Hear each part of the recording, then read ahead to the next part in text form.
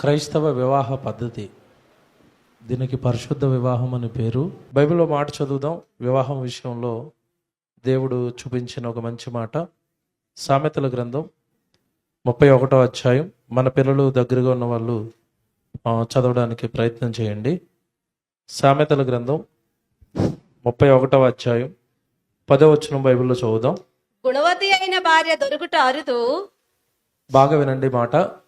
దేవుడు వివాహాన్ని చెయ్యాలి అనుకున్నప్పుడు తల్లిదండ్రులకి కానీ చేసుకోబోతున్న పిల్లలిద్దరికీ చెప్తున్న మాట, గుణవతి అయిన భార్య దొరుకుట అరుదు అరుదు, అట్టిది ముత్యము కంటే అమూల్యమైనది. అట్టిది ముత్యము కంటే అమూల్యమైనది అన్నాడు. బాగా వినాలి ఈ మాట.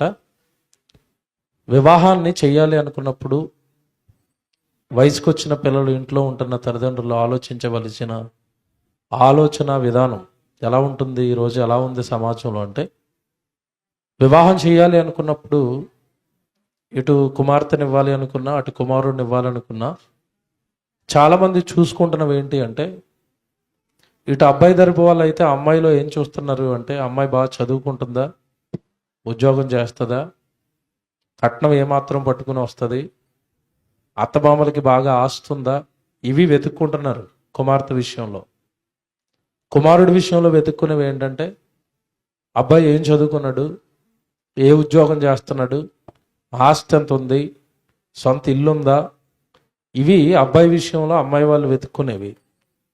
మీరు నమ్మినా నమ్మకపోయినా ఒక వాస్తవం దేవుడు చెప్తున్నాడు ఇక్కడ. మీ బిడ్డను అవతల వాళ్ళ చేతుల్లో పెడుతున్నప్పుడు ఆస్తులు అశాశ్వతం, ఉద్యోగాలు, సంపాదన ఇవన్నీ పాల పొంగు లాంటివి. పాలు కాచినప్పుడు పొంగు పొంగుతుంది, అది కొద్దిసేపే ఉంటుంది. అలాంటిది ఆస్తి, ఉద్యోగం లేదా అందం, ఇవన్నీ కూడా అలాంటివి. అక్కడ దేవుడు చెప్తున్న మంచి మాట, వివాహాన్ని చెయ్యాలనుకున్నప్పుడు లేదంటే వివాహం చేసుకోవాలనుకున్నప్పుడు గుణవతి అయిన భార్య దొరుకుట అరుదు అరుదు. గుణవతిని వెతుక్కోండి, గుణవంతుడిని వెతుక్కోండి.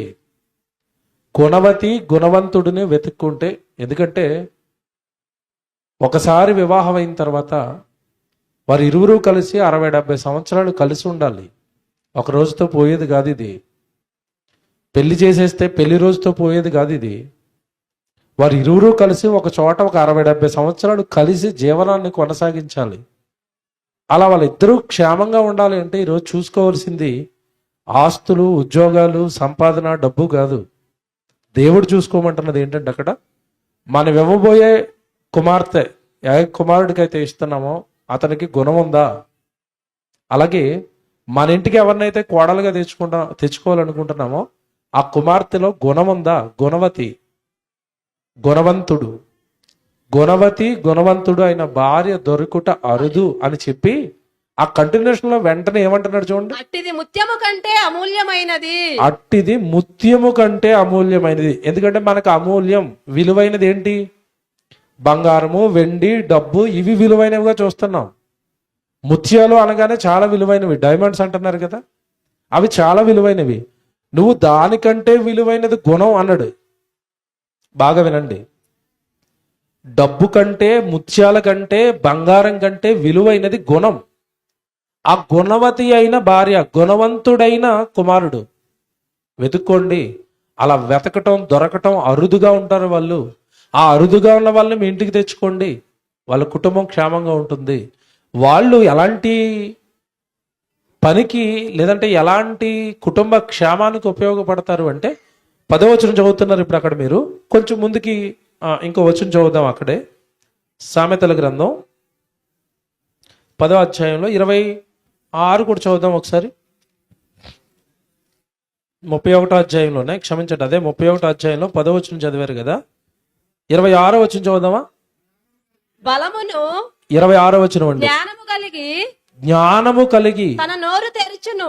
నువ్వు గుణవతిని ఇంటికి తెచ్చుకుంటే కోడలుగా, ఆమె నోరు తెరిచేటప్పుడట జ్ఞానం కలిగి నోరు తెరుస్తుందట.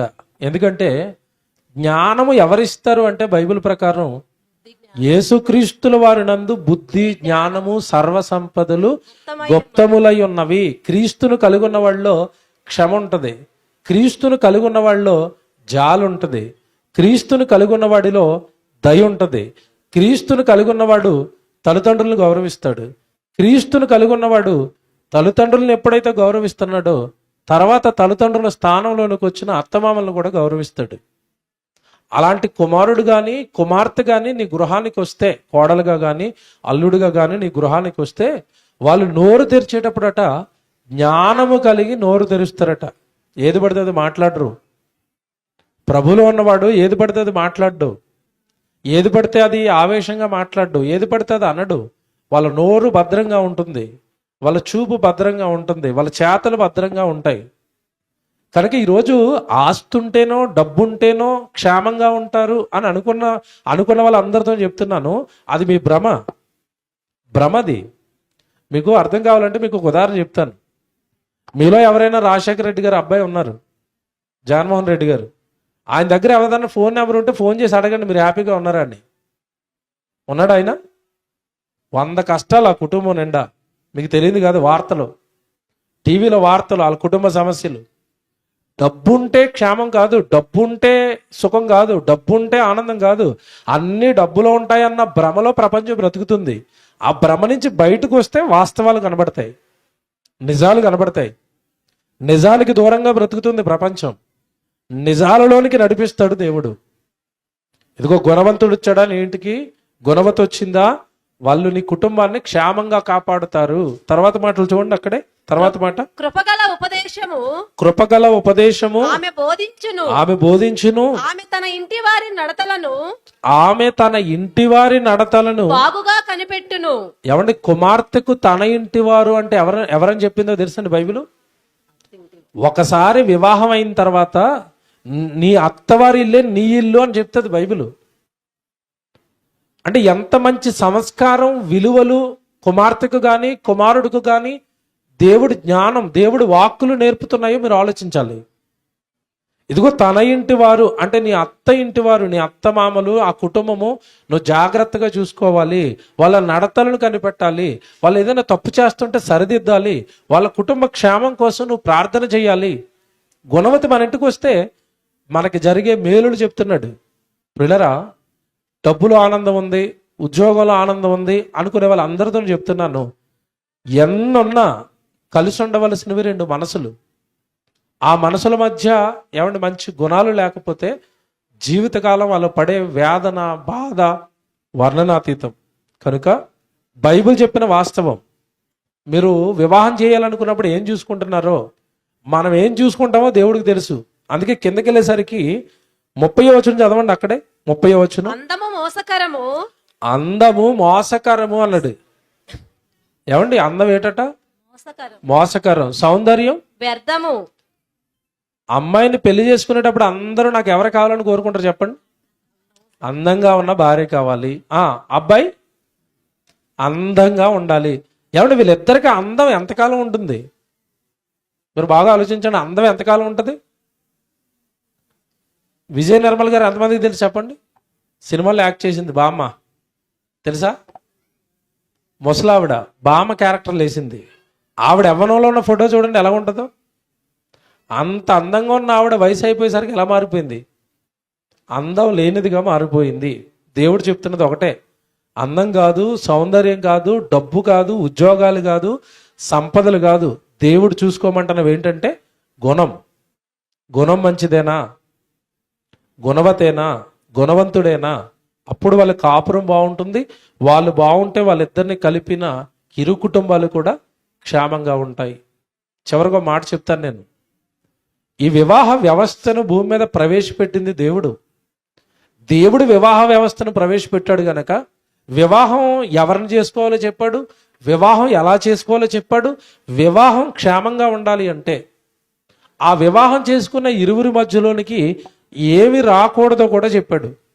హెబ్రీయులకు రాసిన పత్రిక 13వ అధ్యాయం 4వ వచనం చదువుతాం బైబిల్లో. హెబ్రీయులకు రాసిన పత్రిక 13వ అధ్యాయం 4వ వచనం చదువుతామా? వివాహము అన్ని విషయములలో ఘనమైనది గాను పాన్పు నిష్కలంకమైనది గాను ఉండవలెను. ఉండాలి. ప్రియులరా, దేవుడు బైబిల్లో జన్మ గురించి రాయించాడు, జీవితం గురించి రాయించాడు. జీవితంలో జరిగే అందరి జీవితాలలో ముఖ్యమైన ఘట్టం ఏదైనా ఉంది అంటే వివాహమే. వాళ్ళ జీవితంలో ముఖ్యమైన ఘట్టం. వాళ్ళ జీవితం సుఖంగా ఉండాలి అన్నా, వాళ్ళ జీవితం ఎవరి కష్టాల్లోనికి వెళ్ళిపోవాలి అన్నా ప్రధానమైన మలుపు ఏదంటే వివాహం. ఆ వివాహం విషయంలో జాగ్రత్త తీసుకోమన్నాడు ముందే, చేసుకోవడానికి ముందు. గుణవతిని ఎత్తుక్కో, గుణవంతుడిని ఎత్తుక్కో అన్నాడు. ఒకవేళ వెతుక్కున్న తర్వాత, వివాహం అయిపోయిన తర్వాత, ఆ వివాహ జీవితంలోనికి అడుగుపెట్టిన బిడ్డలిద్దరు, కుమారుడు కానీ కుమార్తె కానీ, వాళ్ళిద్దరూ క్షేమంగా ఉండాలి అంటే ఒక మంచి జాగ్రత్త చెప్పాడండి బైబిల్లో దేవుడు. ఈరోజు భూమి మీద కుటుంబాలని చక్కబెట్టడానికి ఎంతమంది తలను పట్టుకుంటున్నారో మీకు తెలియదు కాదు. టీవీల్లో చాలా ప్రోగ్రామ్స్ వస్తున్నాయి. బ్రతుకు జట్కా బండని, ఆ తర్వాత ఇంకేమో ఉంటాయండి ప్రోగ్రామ్స్, రచ్చబండని. ఏమండి, ఈ ప్రోగ్రామ్స్లో అన్నీ కనబడేవి ఏంటి చెప్పండి మీకు? ఇద్దరి మధ్యలో గొడవలు, ఆ పంచాయతీ తీర్చడానికి అక్కడ ఒక లాయరు, అక్కడ ఒక ఆవిడ, ఏమంటే వాళ్ళిద్దరిని కూర్చోబెట్టడం. మీరు ఆ ప్రోగ్రామ్ ఏదైనా చూడండి, ఏ ప్రోగ్రామ్ అయినా చూడండి, వీళ్ళిద్దరి మధ్యలో వస్తున్న గొడవలకండి రెండు కారణాలు ఉంటాయి. ఒకటి, వస్తే డబ్బు దగ్గర, ఆస్తి దగ్గర, జీతం దగ్గర గొడవ వస్తుంది. లేదా రెండోది, అక్రమ సంబంధం దగ్గర గొడవ వస్తుంది. ఈ రెండైనా ఇంతకు మించి ఏమైనా ఉంటాయా? భార్య భర్తల మధ్యలో గొడవలకి కూడా రెండు ఉన్నాయి. ఆ రెండు వాళ్ళ కుటుంబంలోకే కాదు, మన కుటుంబంలోకి కూడా. ఆ రెండాటిని మన కుటుంబాల్లోనికి రానివ్వలేదు అంటే కుటుంబం చాలా బాగుంటుంది. ఏమి రానివ్వకూడదు అంటున్నాడు చెప్తాడు. ఇప్పుడు కంటిన్యూషన్ చదవండి. అక్కడ పాన్పు నిష్కలంకమైనదిగా ఉండాలి. ఒక స్త్రీకి ఒక పురుషుడు, ఒక భర్త ఒక భార్య, జీవితకాలం ఇది నిబంధన. ఆ పాన్పును మీరు అపవిత్రం చేయకండి. పాన్పు నిష్కలంకమైనదిగా ఉండాలి. వేశ్యాసంగులకును వ్యభిచారులకును దేవుడు తీర్పు తీర్చును. ఏమంటే పైన వివాహం గురించి చెప్పి వెంటనే వేశ్యల గురించి, వ్యభిచారం గురించి ఎందుకు చెప్తున్నాడు అంటే, నీ కుటుంబం కూలిపోవడానికి గల కారణం ఏంటంటే మీ మధ్యలోనికి మూడో వ్యక్తి వచ్చిందంటే అది వ్యభిచారం. బాగా వినాలి. మీకు వివాహం అయిన తర్వాత ఇటు స్త్రీకి కానీ అటు పురుషుడికి కానీ వివాహం అయిన తర్వాత మూడవ వ్యక్తి రాకూడదు. అది వచ్చాడా, అది స్త్రీ జీవితంలోకైనా అది పురుషుడి జీవితంలోకైనా మూడో వ్యక్తి వచ్చాడంటే అది వ్యభిచారం. అది నాకు అసహ్యమైన కార్యక్రమం.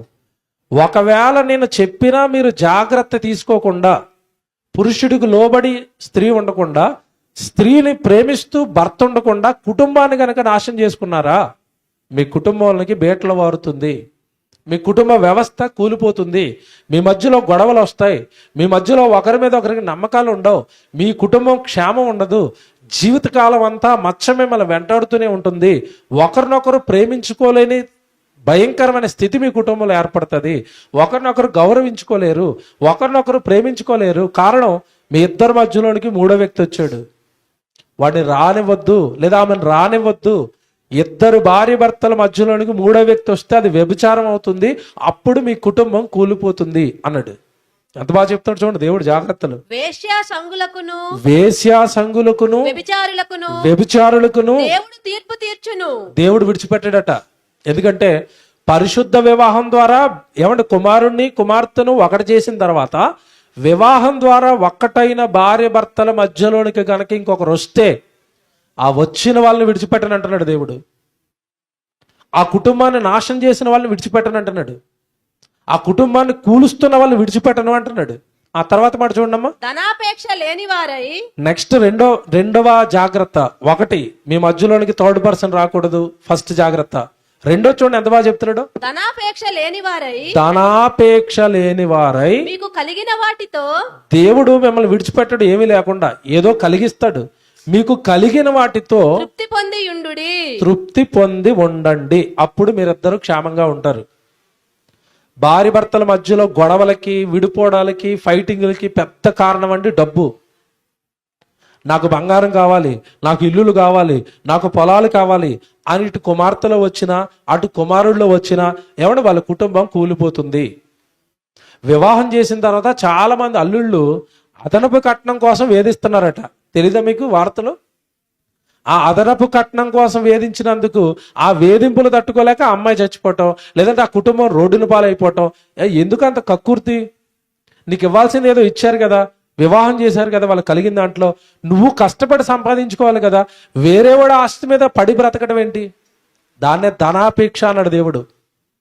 దీనివల్ల గొడవలు వస్తాయి, దీనివల్ల మనస్పర్ధలు వస్తాయి. డబ్బు సమస్త కీడులకు మూలం. కీడుకు మూలమైన దాన్ని మీ కుటుంబంలోకి తెచ్చుకోకండి. పచ్చటి మీ కాపురంలో నిప్పులు పోస్తుంది అది. దేవుడు ఎంత గొప్పవాడో చూడండి, కుటుంబాన్ని ఎంత బాగా కడుతున్నాడో చూడండి, కుటుంబానికి ఎన్ని విలువైన సూచనలు ఇస్తున్నాడో చూడండి. వివాహం చేయటమే కాకుండా వివాహానికి ముందేమో గుణవతులను వెతుక్కోండి అన్నాడు. వివాహం చేసుకున్న తర్వాత ఇదిగో మీ కుటుంబం ఇలా క్షేమంగా ఉండాలి అంటున్నాడు. మూడోది ఏం చెప్పాడు అంటే అసలు మిమ్మల్ని ఇద్దరిని జతపరిచింది దేవుడు, మర్చిపోవద్దు అన్నాడు. దేవుడు జతపరిచిన వారిని మనుషులు ఏం చేయకూడదు విడదీయకూడదు. అంటే అర్థం ఏంటి? వాళ్ళిద్దరిని జతపరుస్తున్నది ఎవరట? దేవుడు. కనుక ప్రియులరా, ఈ మాటలన్నీ గుర్తుపెట్టుకోండి. దేవుడు చాలా మంచివాడు, చాలా గొప్ప మాటలు రాయించాడు, చాలా విలువైన మాటలు రాయించాడు బైబిల్లో. వివాహ వ్యవస్థ పట్ల పటిష్టమైన నియమాలు దేవుడు బైబిల్లో పెట్టాడు. సంఖ్యాకాండం 30 చదువుతారు చూడండి. పెళ్లి చేసి వదిలేదండి దేవుడు. మనమైతే వివాహం చేసి వదిలేస్తాం, కానీ దేవుడు వివాహం చేసిన తర్వాత కట్టడలు ఇచ్చాడు భార్యకి, భర్తకు. నువ్వు జాగ్రత్త, నీ కుటుంబం బాగుండాలంటే నేను చెప్పిన కట్టడలు నువ్వు పాటించాలి అన్నాడు. చదువమ్మా సంఖ్యాకాండం 34వ అధ్యాయం 30వ అధ్యాయం 16వ వచనం. మరియు 30వ అధ్యాయం 16 అమ్మా, 30-16 జాగ్రత్తగా వినండి. ఇవి 30వ అధ్యాయం 16 వచనం. ఇవి భర్తను గూర్చియు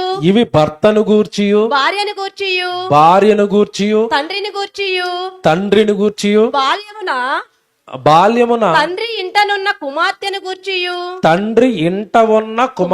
గూర్చియు యెహోవా మోషేకు ఆజ్ఞాపించిన కట్టడలు. దేవుడు భూమి మీద తన దైవజనుడైన మోషే ద్వారా ప్రజలకు ఆజ్ఞాపించిన కట్టడట. అంటే ఇప్పుడు భార్యకి ఏముంది బైబిల్ ప్రకారం? కట్టడ. భర్తకేముంది? కట్టడ. తండ్రికి, కుమార్తెకు, అందరికి కట్టడలు.